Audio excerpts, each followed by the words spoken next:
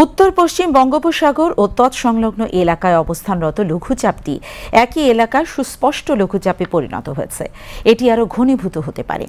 আবহাওয়া অফিস জানিয়েছে, এর প্রভাবে উত্তর বঙ্গোপসাগর, বাংলাদেশের উপকূলীয় এলাকা এবং সমুদ্র বন্দরসমূহের ওপর দিয়ে দমকা অথবা ঝোড়ো হাওয়া বয়ে যেতে পারে। চট্টগ্রাম, কক্সবাজার, মোংলা ও পায়রা সমুদ্র বন্দরসমূহকে ৩ নম্বর স্থানীয় সতর্ক সংকেত, আমি আবার বলছি ৩ নম্বর স্থানীয় সতর্ক সংকেত দেখিয়ে যেতে বলা হয়েছে। উত্তর বঙ্গোপসাগরে অবস্থানরত মাছ ধরা নৌকা ও ট্রলার সমূহকে পরবর্তী নির্দেশ না দেওয়া পর্যন্ত উপকূলের কাছাকাছি থেকে সাবধানে চলাচল করতে বলা হয়েছে।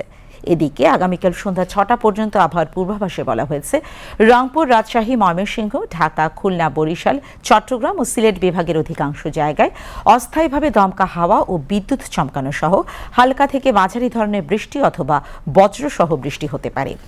সেই সঙ্গে সারা দেশের কোথাও কোথাও মাঝারি ধরনের ভারী থেকে অতি ভারী বর্ষণ হতে পারে।